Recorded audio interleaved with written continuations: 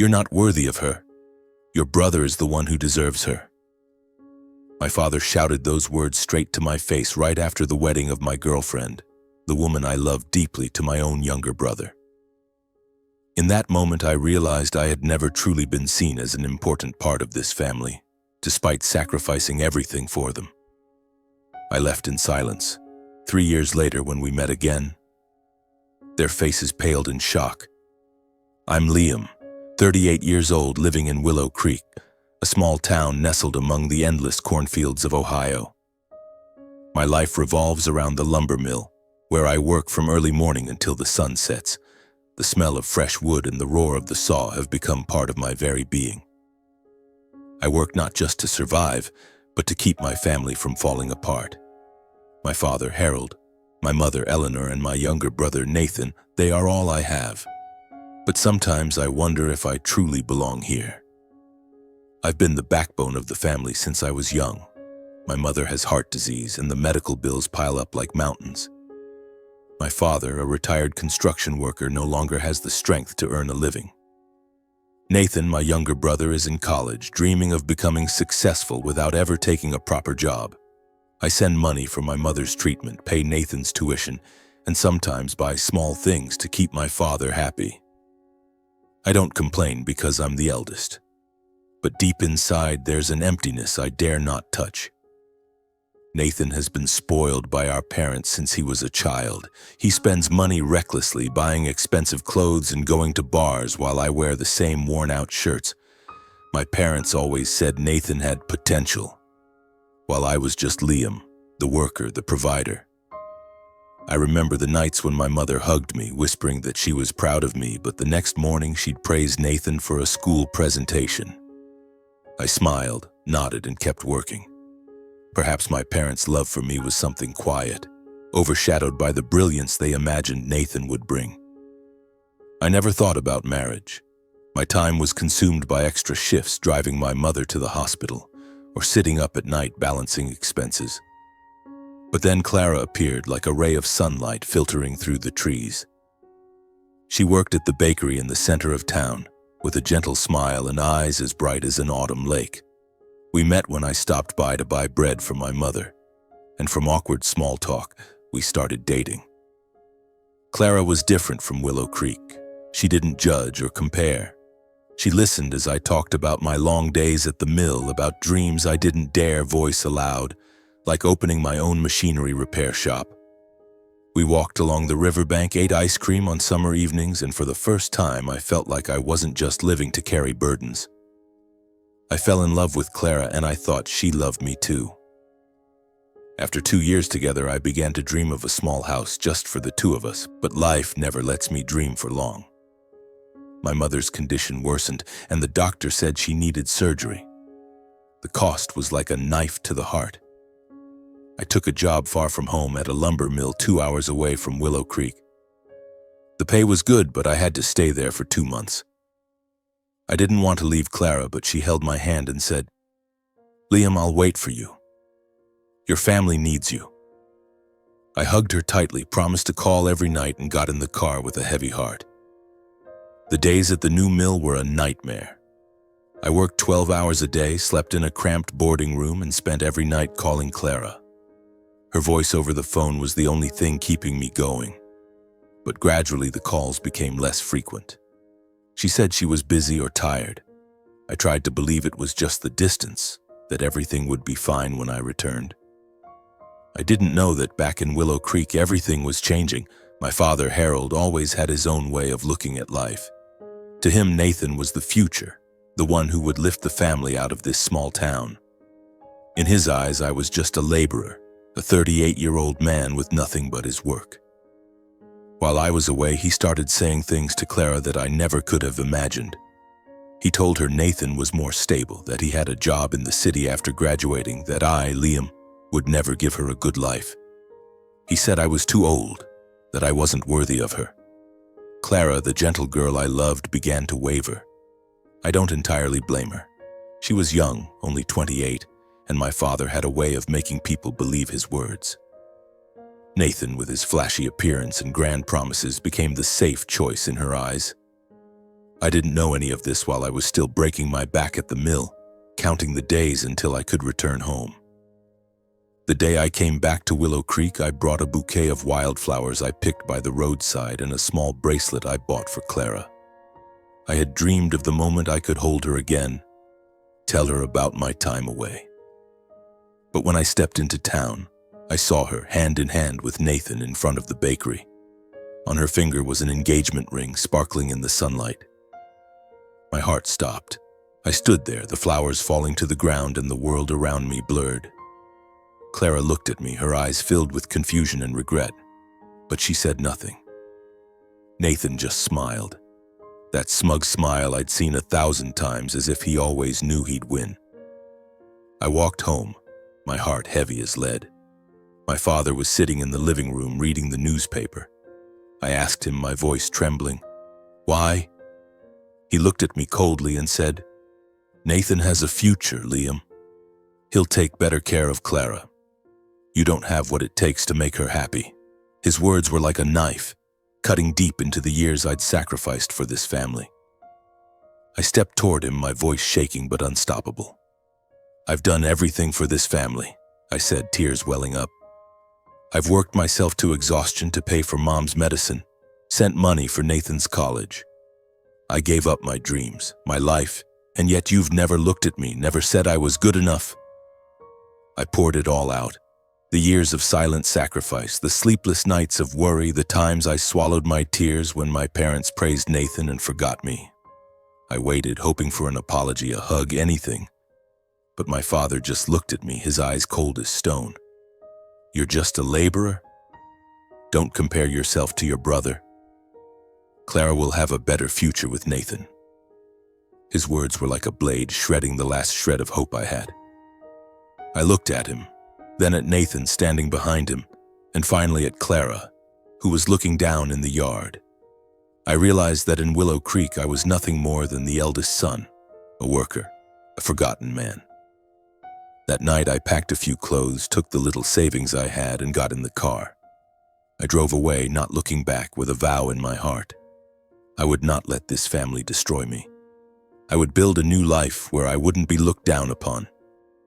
I drove through the night, the faint glow of streetlights on the highway guiding me to Columbus. Willow Creek faded into the distance, but the pain didn't. I gripped the steering wheel tightly, trying to hold back the tears threatening to spill. My father, Nathan, Clara, the people I once loved most, now felt like sharp cuts in my heart. I told myself this wasn't running away. This was starting over. Columbus greeted me with unfamiliar streets and the blaring of car horns. I had no clear plan, just a few $100s in my pocket and an old pickup truck. I rented a parking spot on the outskirts of the city, turning the back seat into a bed. At night, the whistle of wind through the truck's windows made me miss home, but I gritted my teeth. Home? I didn't have a home anymore. I found work at a steel factory on the city's outskirts. The job was grueling, the smell of metal and machine oil clinging to my skin. I worked day shifts, sometimes night shifts, to make ends meet. In the beginning, I was nearly exhausted. My hands grew calloused, my back ached, but I didn't stop. Every dollar I earned was a brick in the foundation of the future I swore I'd build. But it wasn't the work that wore me down. It was the loneliness. I ate alone in my truck, listening to the radio to drown out the noise in my heart. On long nights, I dreamed of Clara, her smile, only to wake up to the reality that she had chosen Nathan. I wondered if I was truly as worthless as my father had said. There were moments when I wanted to return to Willow Creek, to beg my father for forgiveness, just to feel like I belonged somewhere. But no, I wouldn't go back. One evening, as the neon lights of Columbus flickered outside my truck's window, I decided I had to change. I couldn't keep living like this, sleeping in my truck, working like a machine. I found a nearby community college and enrolled in an evening course in mechanical engineering. The tuition ate up nearly all my savings, but I thought if I didn't invest in myself, I'd never break free. The classroom was a new world. The people around me, young and old, each carried their own stories. I sat in the corner listening to the instructor explain engines and transmission systems. For the first time in months, I felt like I was living, not just surviving. But I kept my distance, not wanting anyone to know I was a guy sleeping in his truck, a man abandoned by his family. Then I met Emma. She sat next to me in class, her hair tied high and a notebook full of scribbles. Emma was 32, working part-time at an auto repair shop, studying to become an engineer. She had a straightforward but warm way of speaking, as if nothing in the world scared her. One day, as I struggled with the circuit assignment, she glanced over and said, "Liam, you messed up this step. Let me show you." I was embarrassed, but she laughed and said, "Everyone makes mistakes. The important thing is fixing them." From then on, we started talking more. Emma told me she grew up in a tough family and had been on her own since she was 18. She didn't judge me when I shared about Willow Creek, about leaving without a goodbye. "Family isn't always a safe place, Liam," she said one time as we sat drinking coffee after class. "Sometimes you have to build your own family." Her words were like a spark, piercing the dark corners of my heart. Emma helped me regain my confidence, but the past still haunted me. Some nights I lay in my truck, staring at the dark ceiling, wondering why I wasn't good enough for my father, for Clara. I remembered the times my mother hugged me, saying she was proud. But then I'd recall how she stayed silent when my father compared me to Nathan. Those memories were like a whirlpool pulling me down. But every morning I got up, went to work, went to class, because I knew if I stopped, I'd lose. One day, Emma invited me to a small diner after class. She ordered a plate of fries and made me share. "You're getting thin, Liam," she said, half joking, half serious. I laughed, the first time in months. We talked about our dreams. Emma wanted to design car engines, and I admitted my dream of opening a machinery repair shop. "Then do it," she said, as if everything in the world were simple. "You've got skilled hands and a sharp mind. Don't let the past hold you back." I looked at Emma, my heart warming. She didn't know it, but her words were like a lifeline pulling me out of the darkness. I started saving every penny, not just to survive, but to make my dream a reality. I moved from the truck to a small, cramped apartment, but it was enough to call home. Every evening I studied, sketched machine diagrams, and thought about the future. Columbus was no longer a strange place. It was becoming where I belonged. But deep down, I still carried Willow Creek. I wondered if my father ever thought of me, if Nathan felt any regret, and Clara, was she happy? Those questions were like heavy stones in my heart. But I didn't let them drag me down. I had chosen this path, and I would keep going one step at a time. Columbus was starting to feel like home, even if just a small corner of my heart. The steel factory was still where I poured my sweat every day, but I wasn't just working to survive anymore. I was working to build a future I could shape myself. The extra shifts, the nights studying at the community college, they were like the first bricks of a new house, one where I wouldn't be looked down upon. I learned quickly, not because I was particularly smart, but because I was hungry. The mechanical engineering course taught me how to repair machines and read technical drawings, but more importantly, it gave me the belief that I could achieve something greater. I still lived in that cramped apartment with its stained walls and creaky bed, but I started saving. Every coin I dropped into a glass jar was a reminder. I was moving forward. Emma made everything more bearable. She was like a cool breeze in the stifling heat of Columbus. After class, we'd often sit at a cheap cafe near the college, splitting a plate of fries and talking about everything. Emma shared stories of working 2 jobs to pay off her student loans and her dream of designing car engines. I spoke less, but she had a way of getting me to open up.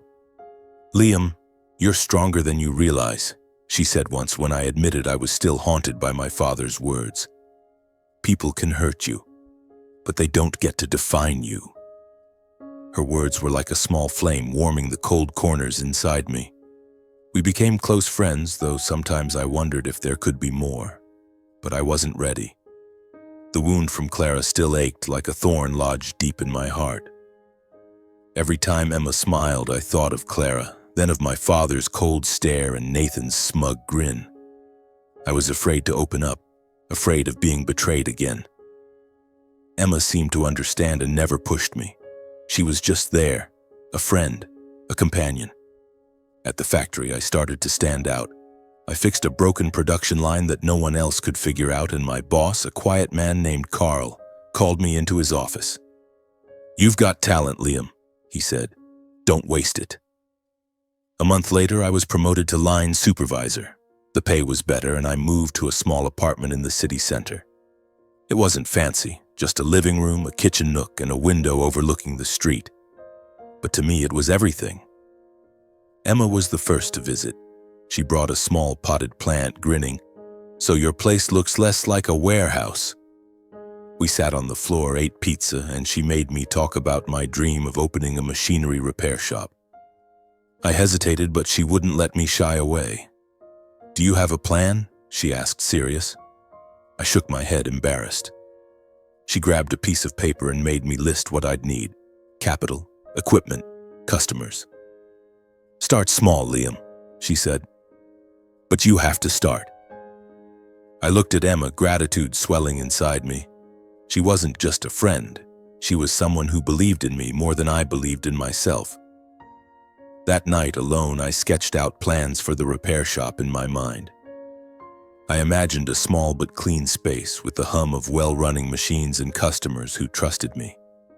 The dream no longer felt out of reach. It was getting closer, day by day. Time passed quickly in Columbus. 3 years later, I stood in front of my own machinery repair shop, a small building on the city's outskirts. The sign "Liam's Mechanics" hung above the door, its white paint gleaming in the sunlight. I still remember the first day I opened the shop, my hands trembling as I cut the ribbon, with only Emma and Carl there to clap. Now my shop has 3 employees and a long list of clients, from local businesses to nearby farms. It wasn't easy. I took out a large loan to buy equipment, and for the first few months I barely slept. I repaired machines, handled the books, and searched for clients. But I didn't do it alone. Carl introduced me to his old business contacts, and Emma helped me design a more efficient workflow. She's now an engineer working for an automotive manufacturing company, but she still spends weekends helping me. "You owe me a proper dinner for this," she'd tease, but I know she doesn't expect repayment. That's just Emma, always giving without asking for anything in return. The shop grew faster than I expected. I paid off the loan, hired more staff, and expanded the space. I still live simply, staying in my small apartment and eating modest meals. Success to me isn't about money or fame. It's the feeling of standing in my shop, hearing the hum of machines, knowing I built this all on my own. I'm no longer Liam, the laborer from Willow Creek. I'm Liam, the man who overcame his own darkness. My relationship with Emma remains a friendship, though at times I sense something deeper. I want to tell her, but every time I try, Clara's image resurfaces, along with the fear of being hurt again. Emma doesn't push me, she just stays by my side quietly. Once she gave me a notebook filled with a detailed plan she'd written for expanding the shop. "You'll do it, Liam," she said, "and I'll be here to see it." I hugged her for the first time, feeling my heart pound. Maybe one day I'll be ready. Despite my success, I still think about Willow Creek. I haven't called or written, but my mother is always on my mind. I worry about her, wondering if she's being cared for. Part of me wants to know how my father and Nathan are doing, but I lack the courage to face them. I'm afraid they'll still see me as a failure, despite how far I've come. Then one day the phone rang. The caller's voice trembled, delivering the news that my mother had passed away. I stood frozen, gripping the phone tightly, as if holding on would make the news untrue. My mother, the only person who ever said she loved me, even if only in rare moments, was gone. I knew I had to return to Willow Creek, not to reconcile, but to say goodbye. Deep down, I was afraid. Afraid of facing my father, Nathan, and Clara. Afraid the past would pull me back. I looked out at my shop where my employees were working and told myself, I'm not the Liam I used to be. I've built a new life, one I'm proud of, Willow Creek can't destroy me anymore. I packed my bags, my heart heavy but carrying the confidence Columbus had given me. It was time to face them. I drove back to Willow Creek, the familiar road unfolding like an old film reel. The endless cornfields, the weathered wooden houses. Everything was the same as the day I left, but I wasn't. Columbus had given me a new life, a Liam who was more confident, stronger. But when the "Welcome to Willow Creek" sign appeared, my heart tightened. I wasn't sure if I was ready to face the place that had once torn me apart. I arrived at the church where my mother's funeral was being held. The air was heavy, the scent of white lilies lingering in the space. I stood at the door, watching people file in quietly. They looked at me, whispering as if I were a stranger. Maybe I was. I wore the blue shirt my mother always liked, clutching a handkerchief, trying to keep myself steady. My father sat in the front row, older than I remembered, his hair now fully white, his shoulders slightly hunched. Nathan was beside him, dressed neatly but avoiding my gaze. Clara was in a far corner, wearing a simple black dress, her head bowed. I didn't look at them for long. I focused on my mother's portrait on the altar, her gentle smile seeming to watch me. I wanted to cry, but the tears wouldn't come. Maybe I had shed too many in Columbus. The pastor read scriptures, his voice low and somber. I barely heard him, lost in thoughts of my mother. The time she hugged me, whispering that I was her pride, even though she stayed silent when my father praised Nathan. I didn't fully blame her. She loved me in her own way, but she was weak against my father. When the pastor invited people to speak, I stepped forward, my hands trembling as I held a letter my mother had left behind. I found it in a box of her belongings sent to me by mail before she passed. I read aloud, my voice choked. Liam, my son, I'm sorry for not protecting you, for letting your father hurt you. You are the strongest person I know. I'm proud of you forever. Each word was like a knife, both painful and healing. I looked out at the crowd, seeing my father bow his head, Nathan shift uncomfortably, and Clara wipe away tears. I wasn't reading for them. I read for my mother, to let her know I had heard her. The funeral ended, and I stood outside the church, breathing in the cold Willow Creek air. I thought I'd leave right away, but then my father approached, followed by Nathan and Clara. He looked at me, his eyes no longer as cold as before, but not warm either. Liam, he said, his voice hoarse, you've changed. I nodded, saying nothing. I didn't need his approval anymore, but the silence between us was heavy. Nathan broke it. You look good, Liam, he said, but his tone was strained. Clara stood behind him, her eyes red, as if she wanted to say something but couldn't. I looked at them, the people who once meant the world to me, now just distant figures.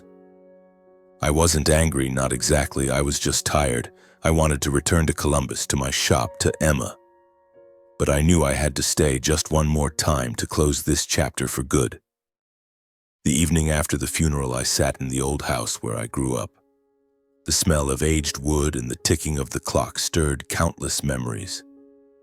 My father had asked me to stay, his voice softer than usual. But I could sense the tension. Nathan and Clara came too, as if they knew this was their last chance to say something. We sat around the dining table, none of us touching the coffee cups in front of us. My father spoke first. Liam, the family's in trouble, he said, eyes fixed on the table. Nathan, he's in a lot of debt. We need your help. I looked at Nathan, who bowed his head, not out of shame, but as if waiting for me to agree. Clara bit her lip, her eyes pleading. I remembered the argument 3 years ago when I poured out my heart only to be met with my father's coldness. This time, I didn't let emotions guide me. Clara, I said, looking straight at her. You speak. Why are you here? She flinched, her voice trembling. Liam, I was wrong to choose Nathan. Your father convinced me you couldn't give me a good life. I regret it. Her words were sincere, but they came too late. I looked at her, remembering the days we walked by the river, but that feeling had long since died. I turned to Nathan. And you? What do you want? He shrugged, his tone sharp. You're doing well now, aren't you? What's so hard about helping the family? I gave a faint smile, not out of amusement, but because I realized he hadn't changed. Still the same Nathan, always demanding without gratitude. Finally, I looked at my father. "Dad," I said, my voice steady. "3 years ago, I bared my soul. I sacrificed everything for this family, my time, my dreams, my heart. But you chose Nathan, said I was nothing. Now you want me to save the family? No, you made your choice. Now I'm making mine." I stood, grabbing my jacket. "I built my life without you. Leave me be." Clara burst into tears, calling my name, but I didn't stop. Nathan muttered something, probably an insult, but I didn't care. My father looked at me, and for the first time I saw a flicker of regret in his eyes, but he said nothing. I walked out of the house without looking back. The cold wind blew, but my heart felt lighter. I had closed the door on Willow Creek for good. On the drive back to Columbus, I stopped by a field and opened the box of my mother's belongings. Inside was a silver necklace, the one she always wore. I held it tightly, feeling her love even if it came late. I didn't cry, but I smiled. My mother had seen me, and that was enough. I returned to Columbus as dawn broke, the first rays of sunlight filtering through the windshield. The road stretched ahead, but this time I didn't feel lost. Willow Creek was behind me, no longer a weight holding me down. My mother's silver necklace rested in my jacket pocket, a reminder that I had been loved even if quietly. I smiled, took a deep breath, and drove home, to my real home. Columbus welcomed me with its familiar rhythm. I stepped into my shop, the sound of machines ringing like a song. My employees, young men with dreams like mine once were, greeted me with smiles. I nodded, diving into work, but my heart was lighter than ever. I had let go of the past, and now I was free to live for myself. Emma was the first to notice the change. She stopped by the shop that weekend, bringing a box of pastries and a radiant smile. "You look different, Liam," she said, sitting in a chair in my small office. I told her about Willow Creek, about my mother's letter, about how I faced my father, Nathan, and Clara. She listened without interrupting, nodding gently when I said I refused to help them. "You did the right thing," she said. "Family isn't something you owe. It's something you choose." Her words made me think. I used to believe family was everything, that I had to sacrifice to keep them close. But in Willow Creek, I was just the eldest son, a laborer, a shadow behind Nathan. Columbus taught me that real family is the people who see my worth. Like Emma, like Carl, like the employees working out there. I didn't need my father's approval or Clara's regret. I just needed myself and those who believed in me. I decided to expand the shop. I hired 2 more employees, bought new equipment, and started taking on bigger contracts. The shop was no longer a dream. It was reality, proof of the years I never gave up.